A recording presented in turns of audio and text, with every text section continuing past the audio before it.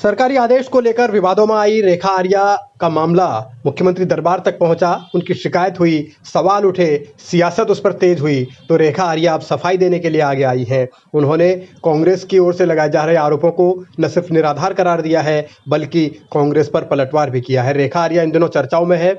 उनकी कांवड़ यात्रा को लेकर तो ठीक है, लेकिन उसके लिए उन्होंने जो आदेश जारी किया है कि आंगनबाड़ी वर्कर्स सब अपना अपना फोटो शिवालय वाला भेजें, उस पर विवाद हो रहा है। कांग्रेस ने यही मुद्दा उठाया है। इसे बार बार अब मंत्री की मनमानी और मंत्री की तानाशाही तक करार दिया जा रहा है। और इसी मामले पर और इसके अलावा जो उन्होंने अपने निजी कार्यक्रम में बरेली आने के लिए भी जो एक निमंत्रण पत्र जिसे वो कह रही है उसे भी आदेश कांग्रेस बता रही है, तो उसी पर अब मंत्री रेखा आर्या ने अपनी सफाई दी है और तमाम सवालों को दरकिनार करने की कोशिश उन्होंने की है। पत्र लिखा गया जिसमें चूंकि आंगनबाड़ी बहनें हमेशा बहनों के लिए, बच्चों के लिए, बच्चियों के लिए काम करती आए हैं और एक जन जागृति का कार्यक्रम जो बेटी बचाओ बेटी पढ़ाओ का है वह इस कावड़ यात्रा के माध्यम से उसका संदेश जाएगा। और निश्चित रूप से जिस प्रकार से हमने साइकिल यात्रा करी थी उसके माध्यम से भी अवेयरनेस उसके माध्यम से भी की गई, तो वह एक सामान्य पत्र के रूप में गया है। उसमें कहीं पे भी किसी भी प्रकार का कोई दबाव का भाव नहीं है। हाँ, मेरा अपना भाव जरूर है कि हम लोग ऐसा करेंगे क्योंकि हमें अच्छे से अच्छा तब मिलता है जब ईश्वर की मर्जी होती है। हम देश का, प्रदेश का हित हम सोचते हैं कि हमारे यहाँ देश में और प्रदेश में सुख और समृद्धि हो, ईश्वर से प्रार्थना करते हैं। तो मैं समझती हूँ कि ये सारी भी चीजें जो पूरी कावड़ यात्रा के दौरान में हम सब लोग देखेंगे उसी की भाव अभिव्यक्ति वह थी। किसी भी प्रकार का मैं कहूंगी कि यदि मेरा दबाव होता तो वो दबाव में यह जरूर कहा जाता कि यदि आप ऐसा नहीं करेंगे तो ऐसा होगा अथवा वैसा होगा।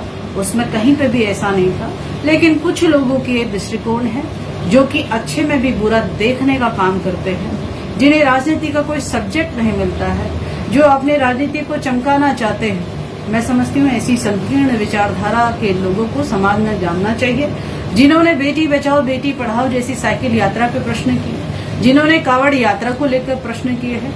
मैं समझती हूँ कि ईश्वर उनको सद्बुद्धि दे। रेखा आर्या भले ही अब सफाई दे रही हो, लेकिन बीते दिनों में सरकार की किरकिरी तो हो ही गई है, खास तौर पर तब जबकि एक मंत्री की ओर से इस तरीके के ऑर्डर दिए जाते हैं या चिट्ठी लिखी जाती है या फिर उसे बाद में ये बताने की कोशिश होती है कि ये निमंत्रण है। तो इस मामले पर अब सियासत गर्म है, सवाल उठ रहे हैं। अब चर्चा इस बात को लेकर है कि क्या कांग्रेस की इस शिकायत के बाद रेखा आर्या को लेकर मुख्यमंत्री धामी कोई एक्शन लेते हैं? क्या रेखा आर्या को तलब किया जाएगा? क्या उनसे सवाल जवाब होंगे या फिर धामी के राज में तमाम मंत्री पूरी तरीके से अपनी मनमर्जी से काम करते रहेंगे और विपक्ष को सवाल उठाने का मौका मिलता रहेगा, जिससे सरकार की छवि पर जरूर कोई ना कोई असर पड़ेगा? यहाँ पर बता दी, बाध्यता की भी मैंने बता दी और आप सब लोग को बुलाया ही इस परिप्रेक्ष्य में है कि उस चिट्ठी में जिसको आप जिस दृष्टिकोण से हो सकता है गलतफहमी के कारण समझ रहे हैं, मैंने उस स्थिति को स्पष्ट कर दिया है कि स्वेच्छा है। आप यहाँ बैठे भी कर सकते हैं, भेज भी सकते हैं, नहीं भी भेज सकते हैं, नहीं भी कर सकते हैं, कर भी सकते हैं। ये आप सबकी स्वेच्छा पर है, हमारे पूरे डिपार्टमेंट की स्वेच्छा पर है। और मुझे लगता है कि ये ऐसा कार्य नहीं है जिससे रेखा आर्या का ही भला होना है।